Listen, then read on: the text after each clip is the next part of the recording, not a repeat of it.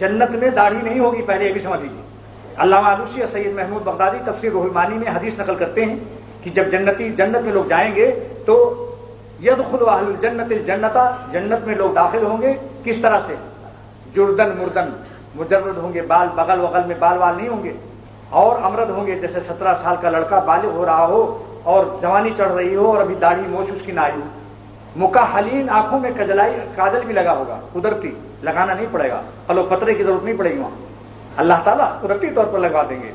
علامہ آلوسی فرماتے ہیں کہ عین الزبی، جیسے دیکھ لو ہرن کو، عجائب خانے چڑیا گھر میں جا کر دیکھو، ہرن کی آنکھوں میں قدرتی کاجل لگا ہوا ہے، ایسی سب جنتیوں کی لگی رہے گی، داڑھی نہیں ہوگی، اور 33 اور 30 اور 33 سال کی عمر ہوگی۔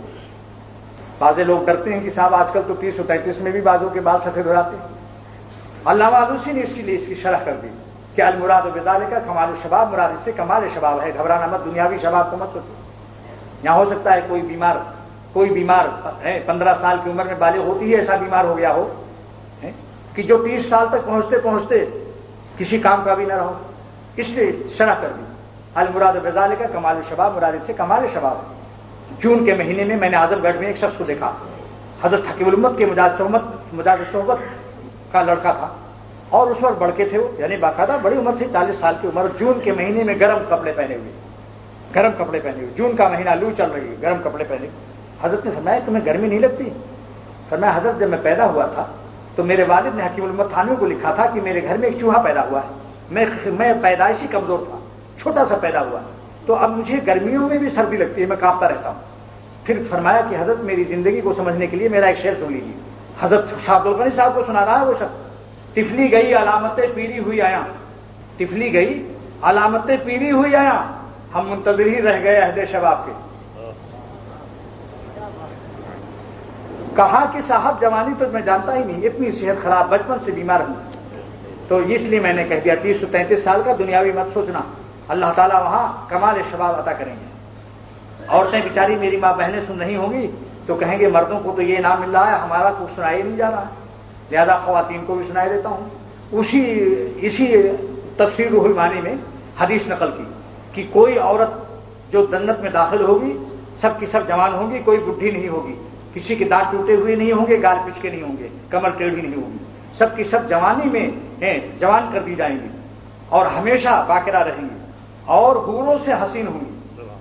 ام سلمہ رضی اللہ تعالیٰ عنہ نے پوچھا یا رسول اللہ صلی اللہ تعالیٰ علیہ وسلم، ہم لوگ جنت میں کیا حوروں سے اچھے ہوں گے یا حوروں سے ہمارا حسن گھٹیا ہوگا؟ آپ نے فرمایا کہ مسلمان بیویوں کا، مسلمان عورتوں کا حسن حوروں کے حسن سے بڑھا ہوا ہوگا۔ حضرت میری ماں، امت کی ماں ام سلمہ، رسول اللہ صلی اللہ علیہ وسلم کی بیوی، ہماری ماں پوچھتی ہیں کہ اے میرے پیارے رسول صلی اللہ علیہ وسلم، ایسا کیوں ہوگا؟ مسلمان عورتوں کا حسن حوروں سے زیادہ کیوں ہوگا؟ فرمایا کہ بصلاتہن و بصیامہن و بعبادتہن، ان کی نمازوں سے، ان کے روزوں سے، ان کی عبادت کا نور ہے۔ ان اللہ یلبس علی وجوہہن انوارہ، اللہ ان کے چہروں پر عبادت کا نور کی تجلی لگا دے گا۔ اور حوروں نے نماز نہیں پڑھی، روزہ نہیں رکھا، بچے نہیں جنے، شوہر کی خدمت نہیں کی، کوئی مصیبت ہی نہیں اٹھائی۔ مولانا گنگوئی رحمۃ اللہ علیہ نے جب یہ حدیث پڑھائی تھی تو ایک نادان طالب نے پوچھا کہ حضرت یہ لوگ تو بڑے مزے میں ہوں گے جو جنت ہی میں پیدا کر دیے جائیں گے اور وہیں جنت میں داخل کر دیے جائیں گے، کہ وہ جنت سے پوچھیں گے اللہ میاں پیٹ بھرا؟ تو جنت کہے گی حل میں مزید کچھ اور مال ہے، تو اللہ میاں ایک مخلوق پیدا کر کے اسی وقت جنت میں ڈال دیں گے۔ تو طالب علم نے کہا حضرت یہ لوگ تو بڑے مزے میں ہوں گے، نہ روزہ نہ نماز، مفت میں جنت۔ فرمایا بیوقوف ظالم، وہ کیا جانیں گے جنت کا مزہ؟ جنت کا مزہ ہم لوگ سمجھیں گے جنہوں نے روزے کی پیاس کی مصیبت اٹھائی ہے، نماز کی ٹھنڈے پانی سے وضو کیے ہیں، ہزاروں غم و فکر میں زندگی گزارا اور پھر بھی اللہ کو نہ بھولے۔ دوزخ بھی یہی کہے گی کہ اللہ پوچھیں گے اے دوزخ تیرا پیٹ بھرا؟ کہے گی حل میں مزید کچھ اور مال ہے، وہاں اللہ میاں کچھ مخلوق پیدا کر کے نہیں ڈالیں گے تو ظلم ہو جاتا ہے، وہاں اپنا قدم رکھ دیں گے، بخاری کی حدیث ہے، یعنی خاص تجلی ہوگی جس سے وہ کہے گی قط قط قط میرا یا اللہ میرا پیٹ بھر گیا۔